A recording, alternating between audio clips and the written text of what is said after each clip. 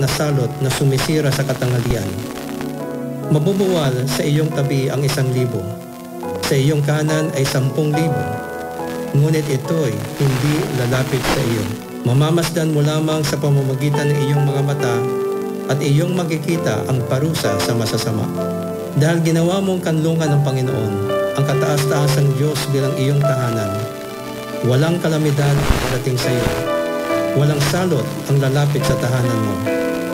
Sapagkat siya ay magbibilin sa kanyang mga anghel tungkol sa iyo, upang sa lahat ng iyong mga lakad ay iingatan ka. Pubuhatin kanila sa kanilang mga kamay, upang hindi matisod ang iyong mga paa sa bato. Iyong tatapakan ang leon at ang ulupong. Tatapakan mo ng iyong paa ang ahas at batang leon. Sinabi ng Diyos, sapagkat siya ay lumalapit sa akin na may pag-ibig, sasagipin ko siya. Iingatan ko siya dahil pangalan ko ay kinikilala niya. Kapag tumawag siya sa akin, sasagutin ko siya. Sa oras ng kaguluhan, sasamahan ko siya. Ililigtas ko siya at pararangalan. Bubusugin ko siya ng mahabang buhay at ipapakita ko sa kanya ang aking pagliligtas. Naway sabayan ninyo ako sa panalangin na ito. Panalangin laban sa pandemya ng COVID-19. Ikaw lamang, O Diyos, ang aming kanlungan, ang aming muog at panangga, laban sa mapagpinsalang sakit ng COVID-19 na kumakalat sa aming bayan. Patawarin mo po kami sa lahat ng aming mga kasalanan at kasamaan, sa aming kayabangan at kahambugan, na amin ngayon pinagsisisihan at tinatakwil. Nagpapakumbaba kami at kumikilala na ikaw ang Diyos na banal at makatarungan. Ngunit ikaw rin ang Diyos na mahabagin at mapagbiyaya, na nagpapatawad sa aming mga kasalanan. Inihiling po namin na iyong puksain ang salot ng COVID-19 na nananalanta sa aming bayan.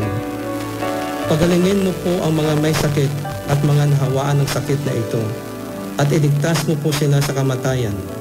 Kahabagan mo rin ang aming mga manggagawang medikal na nagbubulit ng kanilang lakas at buhay sa paglulungkod sa mga may sakit. Pagkalooban mo po ng dunong at karunungan, kalakasan at tibay ng loob, ang aming pamahalaan at mga pamunuan sa tamang pamamahala at paglutas sa mga hamon ng pandemyang ito. Bigyan mo rin po ng dunong at galing ang aming mga dalabhasang mananaliksik sa pagdiskubre ng tamang bakuna at panggamot sa sakit na dulot ng COVID-19. Salamat at dahil sa salot na ito, lalo naming napagyayaman ang aming mga pamilya. Natutuwid ang aming mga maling prioridad at pagpapahalaga.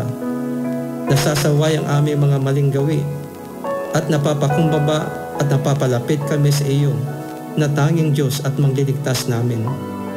Turuan mo kaming sumunod sa iyong mga salita at patuloy na tumalikod sa lahat ng uri ng kasalanan. Kahabagan mo po kami at dingin mo ang aming dalangin.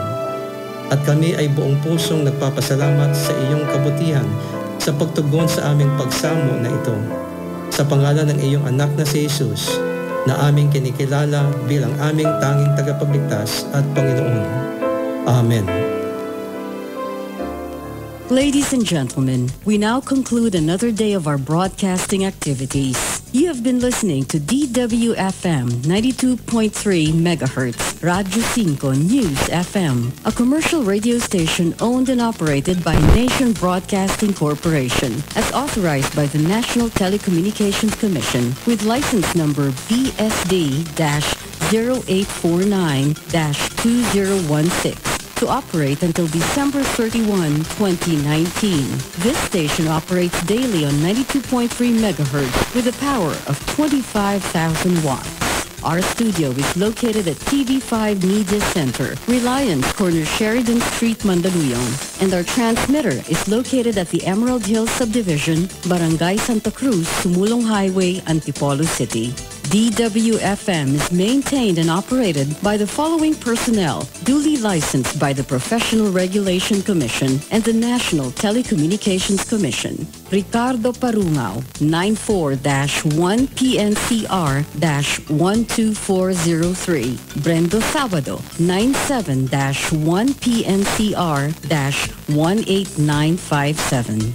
Ladies and gentlemen, the Philippine National Anthem.